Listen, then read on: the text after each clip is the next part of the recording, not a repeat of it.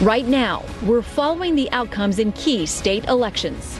It's not a referendum on any national politics. Are they or aren't they a litmus test on the Trump revolution, which officially began nearly a year ago today?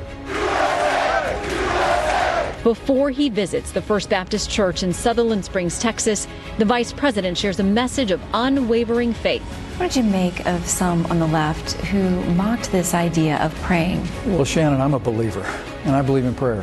Vice President Mike Pence joins us in a Fox News at Night exclusive. And as the president departs for Beijing from South Korea, is he changing his tone on the rogue regime to the north? We'll negotiate some of those good deals. We're live from Seoul.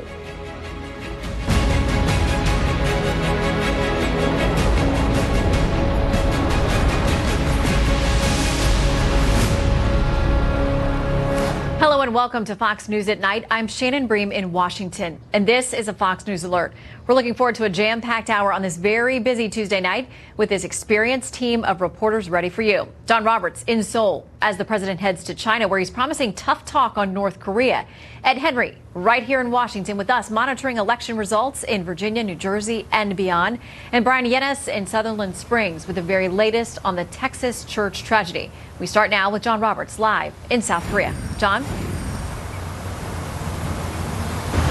And the president is on his way from South Korea to China right now, but not before giving a big address to South Korea's National Assembly, an address in which the president at the same time played good cop and bad cop.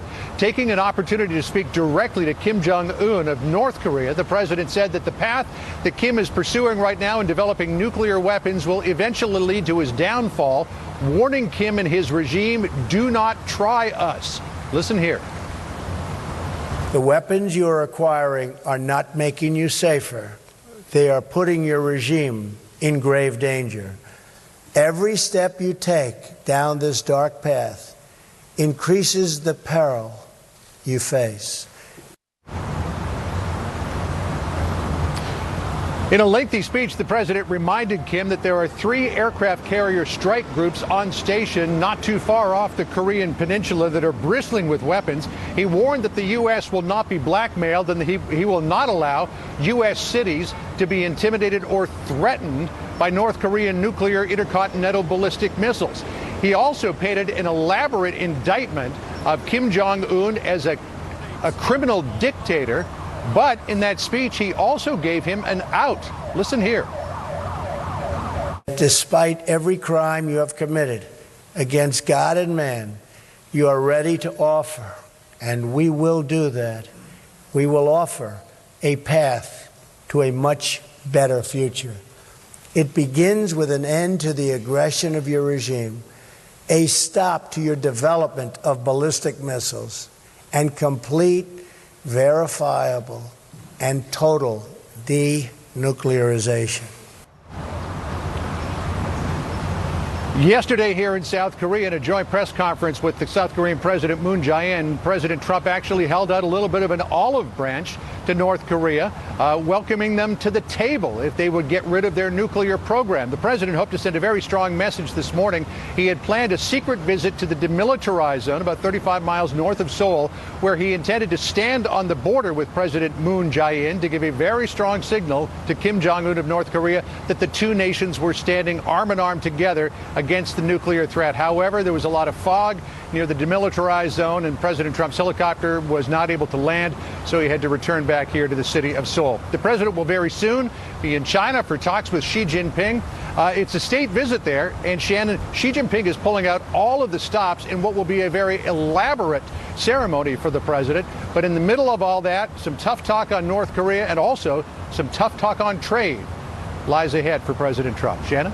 Yeah, we're going to have more of the president's speech coming up. John Roberts with the preview of China now in South Korea. Thank you so much. Well, you remember election night 2016. Donald Trump shocked the world with one of the biggest upsets in presidential history. 364 days later, a couple of important governor's races in big eastern states go to the Democrats. So how much does or doesn't it say about how voters feel about the commander-in-chief? Ed Henry monitoring the results for us tonight in Virginia, New Jersey, and beyond. Good evening, Ed. Good to see you, Shannon. The votes are in. Let the spin begin. LiberalMoveOn.org declaring tonight this shows the power of the resistance against President Trump, leaving out the fact that Democrats have taken the Virginia governor's mansion in 4 of the last 5 elections. And the president is pushing back hard from 7,000 miles away, noting that the GOP candidate in Virginia failed by not bringing the president out on the trail. The president tweeting, Ed Gillespie worked hard, but did not embrace me or what I stand for. Don't forget, Republicans won 4 out of 4 House seats, meaning special elections. And with the economy doing record numbers, we will continue to win even bigger than before.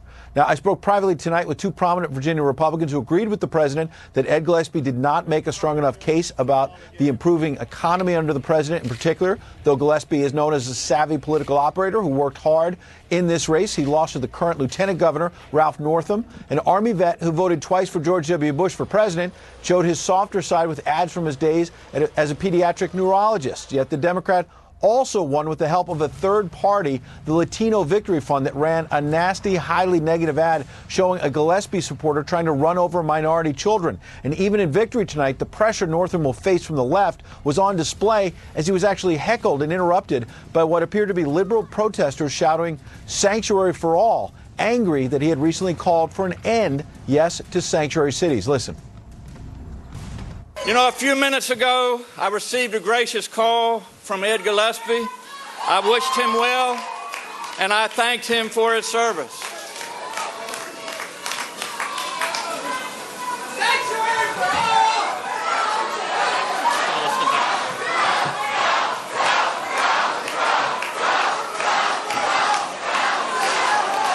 Democrats also won some other prominent seats they were expected to win. New Jersey, Democrat Phil Murphy easily beat the Republican lieutenant governor there in a state where outgoing Governor Chris Christie is deeply unpopular. In New York City, no surprise, Mayor Bill de Blasio cruised to a second term, while Republican John Curtis held on to the House seat in Utah that Fox's own Jason Chaffetz used to have. And an important bit of context, new chief executives typically lose off-year elections. Less than 1 year into Barack Obama's first year as president, you'll remember Senator Ted Kennedy died. There was a special election early 2010. Republicans euphoric as Massachusetts went to the GOP. Scott Brown won by running as a check on Obama's power, who would stop Obamacare, except the White House passed Obamacare anyway. 2 years later, President Obama was reelected. So tonight may mean a lot, or it may mean not much at all, Shannon. All right, only time will tell. We know you'll be watching along with us. Ed, thank you so much. Well, President Trump standing on the world stage as commander-in-chief, while also lashing out at the Virginia GOP candidate for governor who lost tonight. 2 big issues, and we've got 2 top guests to break them down. Congressman Sean Duffy, a Republican from Wisconsin's 7th District, and Fox News politics editor Chris Stirewalt. Gentlemen, welcome to you both. Good to be here, Shannon. Chris, I'll start with you. We had this poll about what was important to Virginia voters, and at the very top of the list, the economy and health care were tied at 24% each. But it's interesting, in talking to Congressman Dave Bratt tonight from Virginia, a Republican, he said the Virginia economy only grew at 0.6% last year. So either the Northam PR team did a really great job or Gillespie fell short. Where do you see that Republicans lost this race? I don't think the Republicans lost it. I think the Democrats won it. Ed Gillespie did better. I've been going through county after county after county. We finished our work on the decision desk going through these counties. Ed Gillespie did better than the Republican nominee did 4 years ago, did 8 years ago in total votes. These are in a lot of key counties. The Democrats just turned out the boat. They showed up. They showed up in larger number than the Republicans. There's going to be a lot of blame heaped on Ed Gillespie. He ran a successful race in terms of getting the vote share that he thought he was going to need. They just got swamped by Democratic turnout. All right, Congressman, interesting. When I went to vote this morning in Northern Virginia, there was a huge crowd. So there were clearly people were bigger than when I voted in the past. So there were clearly people were very motivated, and turnout may have really been a key factor. How much do you think other things factor in, like the fact that Congress hasn't gotten some of those big things across the finish line, repealing Obamacare and now tax reform? Do you think that factors in for voters, even in these state races? I don't think so. I mean, and it'd be interesting to know what Chris thinks, but I think, making sure that the Republican vote turns out, which is, have you partnered with Trump or not? not. And that what I think energizes the Republican base. But I would just say that on the Democrat side, I mean, it is shocking at the voter turnout that they actually had. I mean, they are motivated, they're energized. And I think it's a sign for Republicans that if we don't get tax reform done, if we don't get from 3% to 3.5% to 4% growth, it is going to be a rough election year a year from now. So we better get our act together. All right, Chris, to that point about whether or not Ed Gillespie was trying to walk a very fine line of having some very Trumpian policies or ideas, but not wanting to expressly link up or campaign with or take the endorsement of the president. What do you make of that? Oh, he could have never pleased everybody. That was an impossible situation he found himself in because, again, it's two states. You got Northern Virginia, which is a Democratic state, a strong Democratic lean state. It's a very affluent state. And then you got the rest of Virginia, which is a sort of moderate Southern state, Republican leaning. If you take out Northern Virginia, Trump would have won the rest of the state in 2016 by 3 points.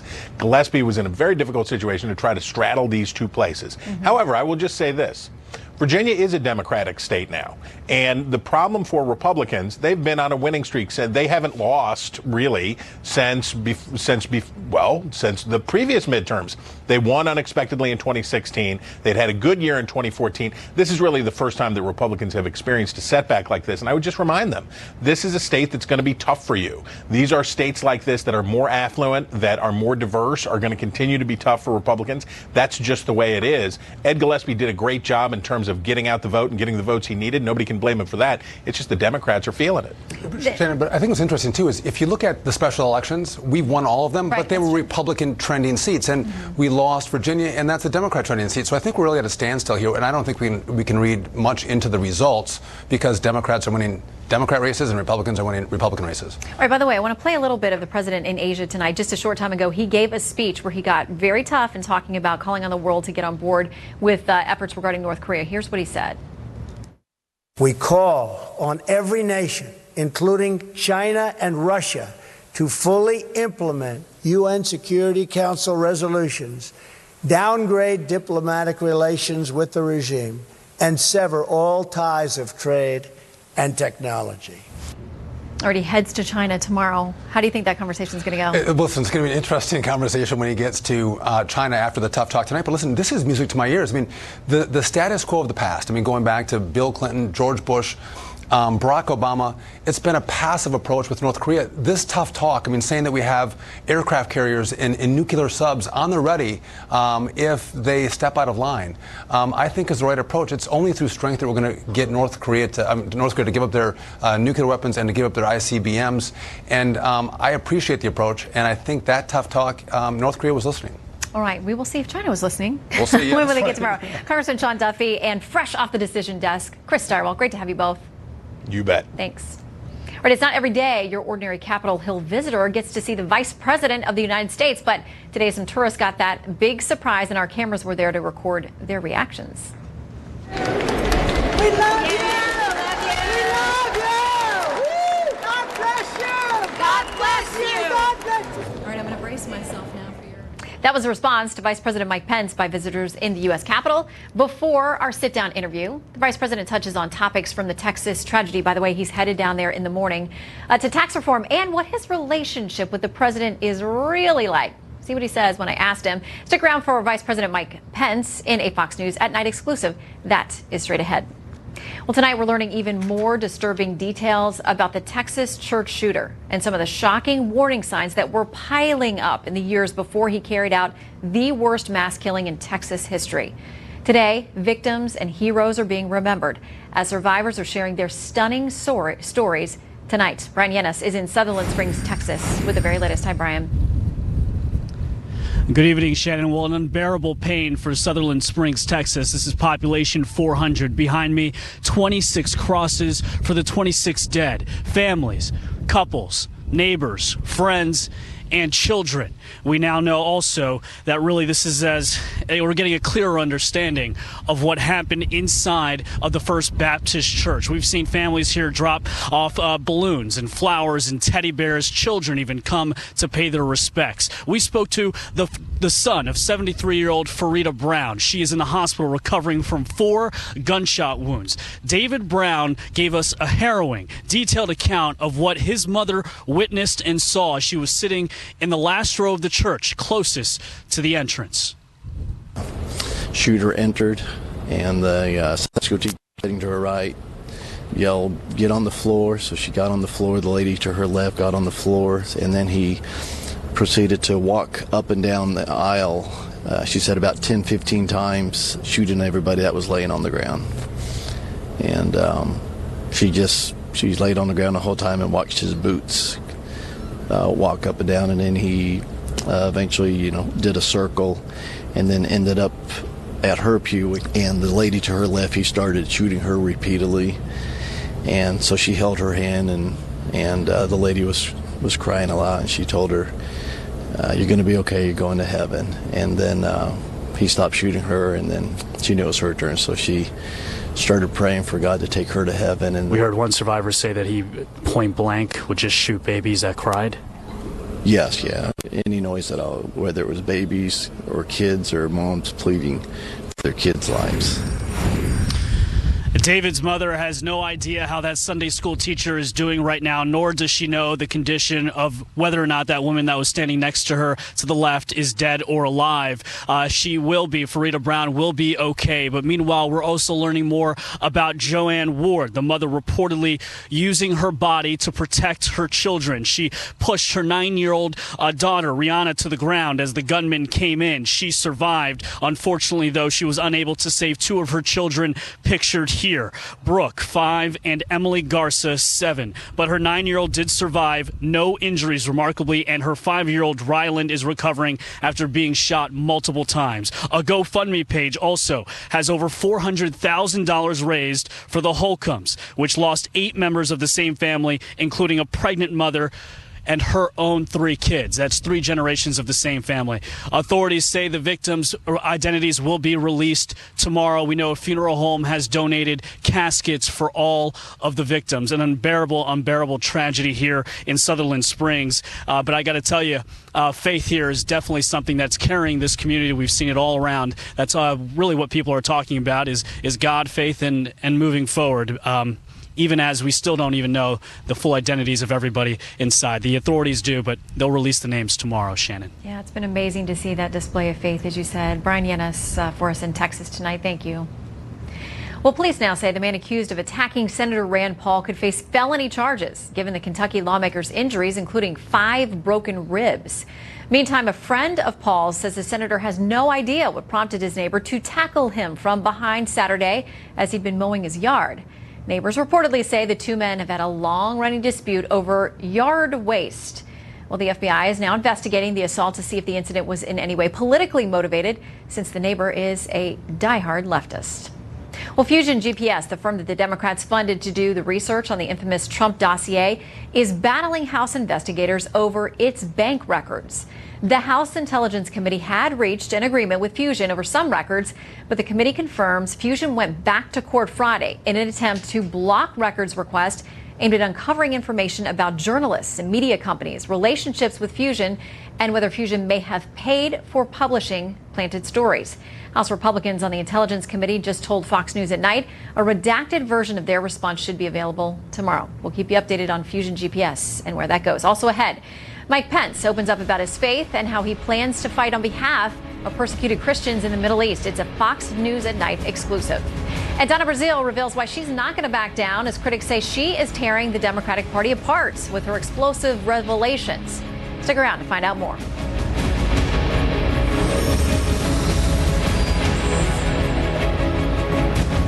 Vice President Mike Pence and several members of Congress are heading to Sutherland Springs, Texas tomorrow to meet with the grieving families after that mass shooting at the First Baptist Church there. Earlier today, I asked the Vice President what message he'll bring to those in need of consolation in the wake of this tragedy. The goal is very simple tomorrow, and that is just to be there. As President Trump said, we'll never leave your side, and I just want to assure the families there that they have the support of the American people, they have the prayers of the American people. What did you make of some on the left who mocked this idea of praying, or that prayers could or should be able to help people in this kind of situation or tragedy? Well, Shannon, I'm a believer, and I believe in prayer. And I know that at this moment of such heartbreak and loss in that community, that what most Americans are most able to do is to pray for those families. We had the opportunity to walk through the rotunda with you, where everyday folks from around America who were here visiting had a chance to shake your hand, and so many of them said to you, I heard them saying, that they were praying for you. What does that mean to you? Well, I can tell you that the President and I hear that often, and they're the sweetest words we ever hear.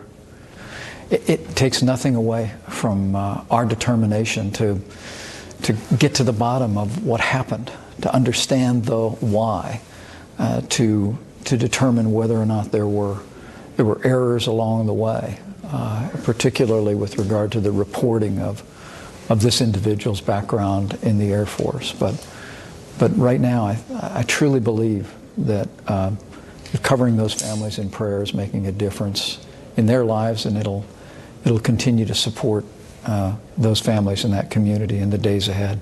Mm-hmm. As you ramp up on tax reform, a lot of folks are saying it won't be the Democrats who stop you from getting this done. You weren't counting on their votes anyway. But are you surprised by some of the conservative criticism that's come your way? A number of Republican members speaking up, having serious objections to what they've seen so far, at least on the House side.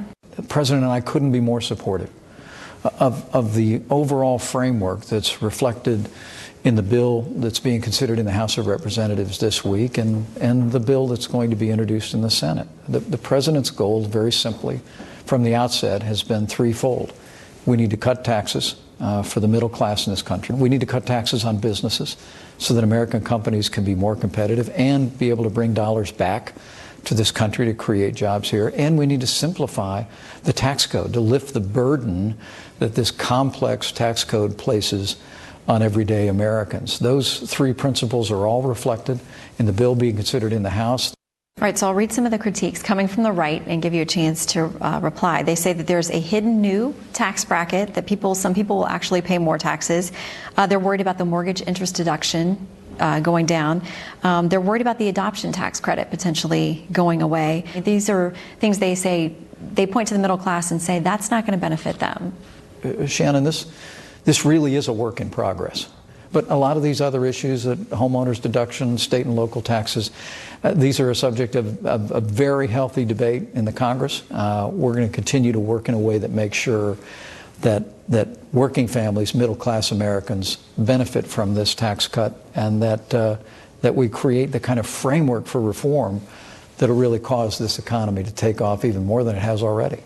Any scenario in which the individual mandate under Obamacare is included, a repeal of that is included in this tax package? I know it's under active consideration, and you know the President's determination to repeal Obamacare. We came close. We passed it out of the House of Representatives this year and came very close in the Senate, not once but twice. We're determined to come back to that issue next year, but I think the President and I are both interested in seeing the House and Senate consider the possibility of repealing the individual mandate tax as a part of this tax reform bill. You and the President, to a lot of people on the outside, would seem like you're very different personalities. You're very different people, but you seem to work well together. How would you describe your relationship? I'm very fond of the President. We've become good friends. And I really admire his leadership. I mean, to see the President speak at a rally, to see him at an event, is to see the same leader I work with every day. A clear vision for the country, a boundless belief in the American people, a graciousness toward everyone that he encounters that always comes through, but the kind of broad-shouldered strength that the American people long to see in a president here at home and on the world stage. Mm-hmm. And speaking of the world stage, I want to ask you about something you're very passionate about, which is the persecution of Christians around the world. And you have talked about this administration is taking different steps to really try to get in there and make a practical difference in helping these folks. Well, we've seen a great tragedy unfolding in the Christian community across the wider Middle East. And the last administration flowed resources and support to rebuild those communities through the United Nations, and too often those simply never reach Christian communities. We'd see areas that were neglected. So President Trump made the decision that we're no longer going to fund reconstruction efforts through ineffective programs at the United Nations, that now the USAID is going to directly fund programs in the region to benefit religious minorities, and in some cases will be supporting religious organizations that are rebuilding churches and schools and neighborhoods. Up next, the Commander-in-Chief gets a standing ovation overseas. Find out why. Stick around.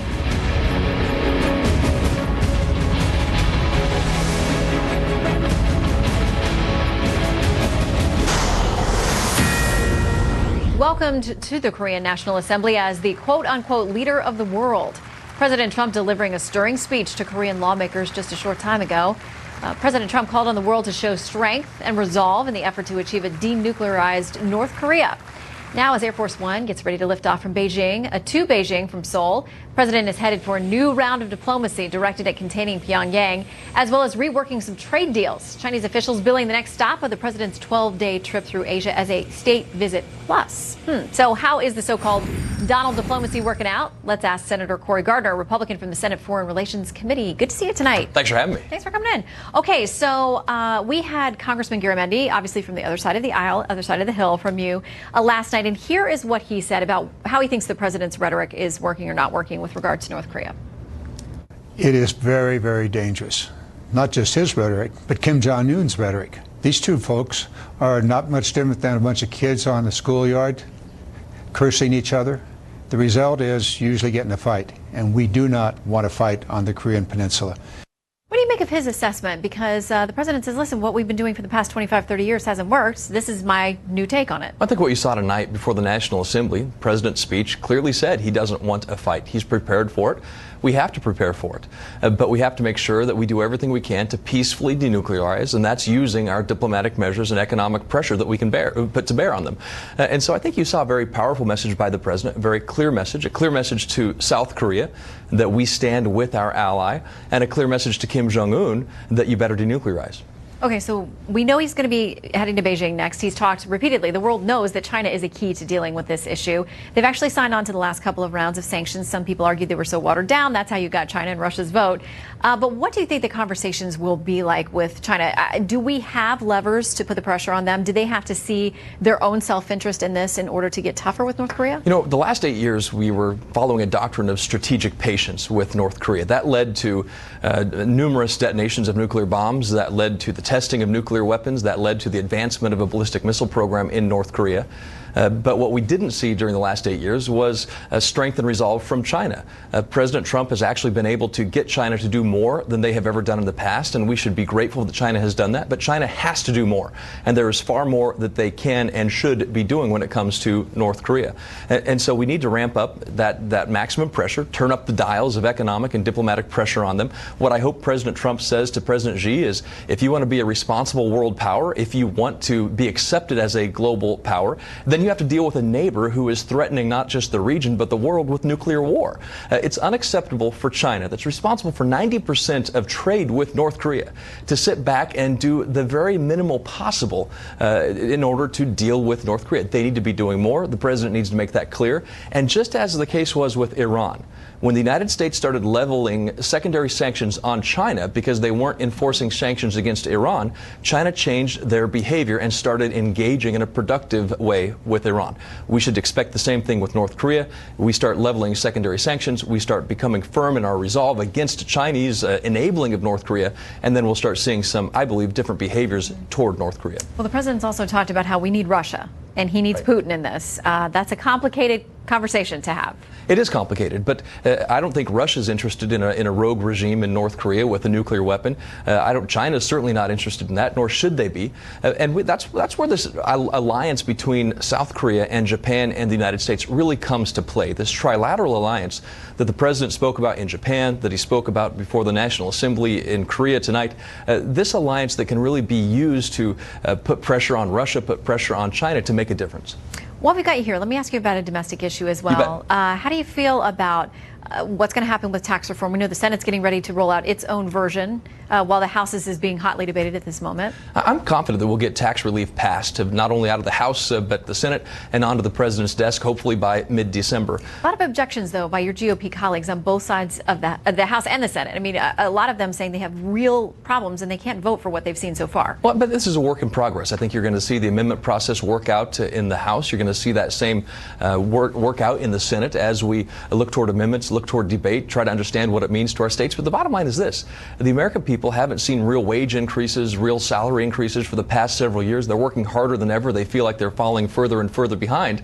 And what we know this tax package can do is to increase, as the Council of Economic Advisors, the president has said, increase average household wages by $4,000 as up to $9,000. We know that this will drive economic growth, create real-time GDP growth. This is a chance for the American people to succeed and not just see Wall Street succeed, but to see main streets across this country grow economically and result in better opportunities for them. Well, we know you're not going to get the Democrats to vote. Maybe you may. There's a chance you might get a couple over in the Senate. I think we'll pass it with bipartisan support, but we're going to have to get the support for it first to make that happen. Right. The party's got to stick together if that's going to happen. All right. Senator, thanks for coming in tonight. Thank you. Good to see you. All right, from monuments to felons to Charlottesville, it has been a long and painful road to Election Day in Virginia. Larry Sabato tells us what it does and doesn't say today about how voters feel about the president. Next.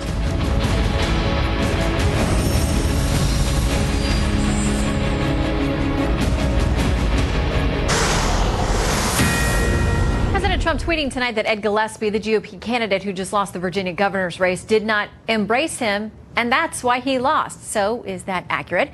Who better to ask than Larry Sabato, politics director for the University of Virginia Center for Politics. Professor, good to see you tonight.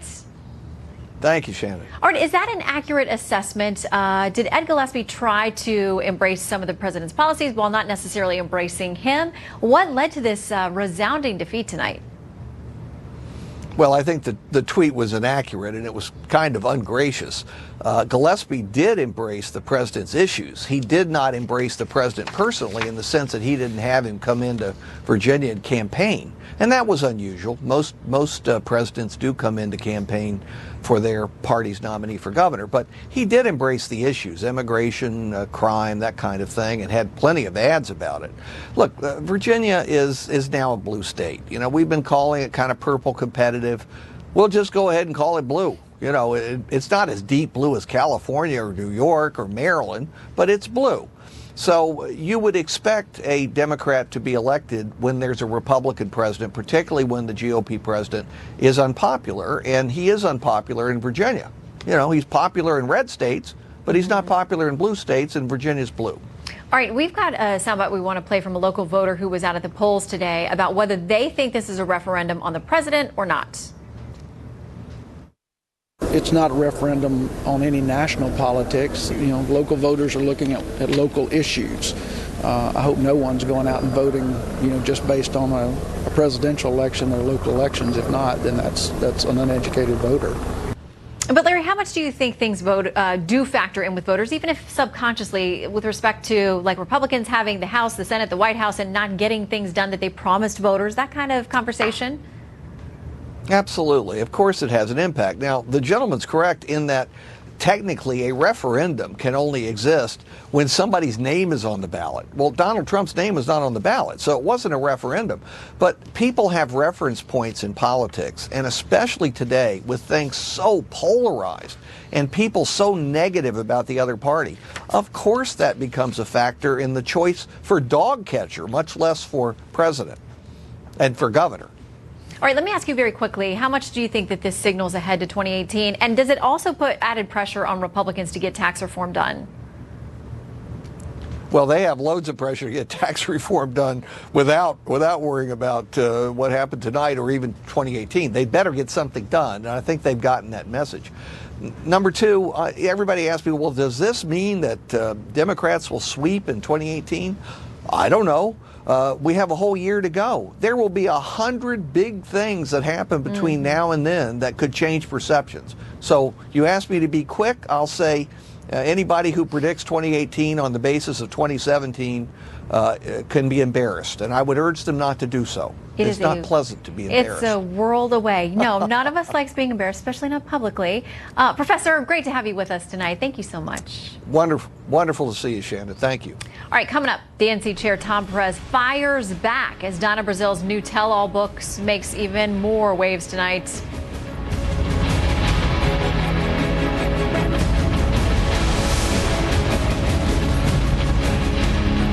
Former interim DNC chair Donna Brazil is dancing around the meaning of rigged with respect to the nominating process for the Democratic Party in the 2016 election. I never used the word rigged in my book. I said that I used the word cancer and that I was uncomfortable with the cancer that I found when I became chair. Okay, when pressed on why she would stir up controversy within her own party, Brazil told the hosts of The View that she wanted to fix it.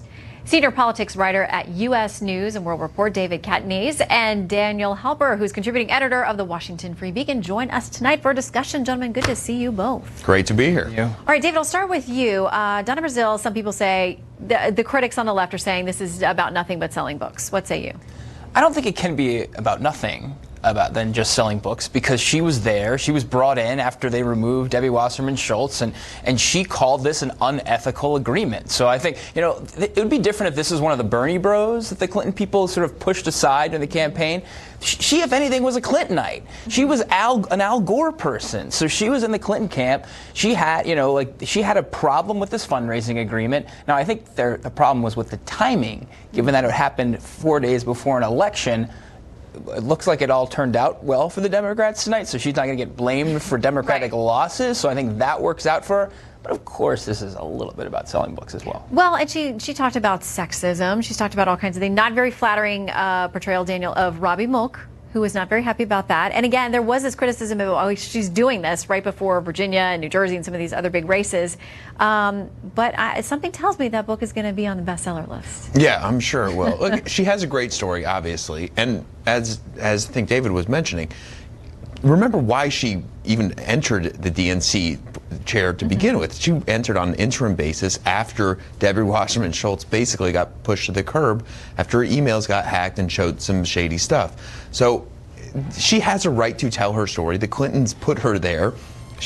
They had her trust. Everybody trusted her in the Democratic Party. If there were an elder statesman in that party, it would have been her. And she has a right to tell her story, and it's uncomfortable for a lot of people. I think the flip side, if you're a Democrat, you might be looking at it and saying, let's fix these problems. We had a big win. We had some big wins in Virginia and New Jersey tonight. Let's fix these problems and try to take this advice instead of attacking her for no reason. I mean, David, so much of the narrative has been over the last couple of years that there's a big civil war within the GOP. We look at them unable to get Obamacare across the finish line. Now they're already having several people break ranks with regard to tax reform. Is it fair to say that both parties have some work to do internally? I mean, there's definitely civil wars on both sides. And, you know, Republicans have just been more electorally successful. So they're sort of in charge of everything, so they're going to get blamed if no legislation gets through. But, you know, this civil war would have been exacerbated if the Democrats didn't put some wins on the board tonight. If they didn't win the Virginia governor's race, there would have been more fingers, more recrimination. Should we have gone with a more Bernification of the party, a more liberal candidate in Virginia? That would have continued. So the Democrats get a little bit of a passe because of the results they got tonight. But the other big point that I take out of the Brazil critique is that this means she knows the era of the Clintons are over. For her to cross them like this and cross the Clinton campaign, she knows that the Bill Clinton, Hillary Clinton page in the Democratic Party book has been turned. And as to those wins tonight, the now DNC chair, Tom Perez, says in part, he says, make no mistake, Ralph Northam and Phil Murphy won tonight because voters know that Democrats share their values of inclusion and opportunity. He went on to say voters also rejected a Trump-Pence agenda that would take health care away from millions, cut taxes for millionaires and corporations at the expense of the middle class, and fuel bigotry and division at a time when our country needs unity. Daniel, whatever it was, they found the winning formula tonight. Do you think this was it? It's a little, I mean, he's taking some liberties. Ralph Northam, who will be the governor in Virginia, he voted for George W. Bush twice. I mean, he is not your typical Democrat, certainly not your Bernie bro. And at his victory party tonight in Fairfax, Virginia, he got booed off stage, basically, by leftist protesters. So Look, it's a great night if you're a Democrat. You couldn't have hoped for a better night. But at the same time, there are divisions. These are not your typical candidates and your typical parties. And so it's a little more complicated, I think, than you can draw these sweeping conclusions and hope that Tom Perez is now your savior because he had some successful elections. All right, David and Daniel, great to see you both. And by the way, if you want to watch, and you are going to want to watch, we want to remind people that tomorrow night, Donna Brazile is actually going to be on with Tucker Carlson at 8 o'clock Eastern. You do not want to miss that. Ahead, how a popular bourbon got tangled up in a controversy involving an actress and the vice president.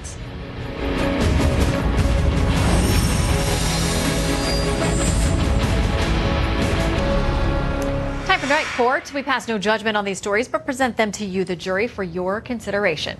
The military has expanded an investigation to include 60 admirals out of 210 on active duty in what's being called the worst corruption scandal in U.S. Navy history. It all centers around parties and prostitutes, with a former contractor nicknamed Fat Leonard. Leonard Glenn Francis is now in jail for his part in the scandal, and he is cooperating with authorities. Fat Leonard allegedly plied top commanders with women, booze, and vacations when they docked in Asian ports of call in exchange for classified information. Some of that info allegedly involved warship movements. Speaking of government contractors, a costly middle finger salute to the president's motorcade for one cyclist late last month. Julie Briskman flipped President Trump the bird as he rolled by in Northern Virginia, but she worked for a government contracting firm and her bosses weren't very happy about that public diss, so they fired her. All right, chalk it up to the law of unintended consequences. Bourbon brand Jim Beam now facing a boycott by outraged pro-life advocates because its spokesman, actress Mila Kunis, revealed a prank involving Vice President Mike Pence. She said she's been sending donations to abortion provider Planned Parenthood in his name. The Twitterverse has been filled with outrage, including one tweeter who said, after 30 years of Jim Beam, I'm done. All right, most watched, most trusted, most grateful you spent the evening with us. Good night from Washington. I'm Shannon Bream.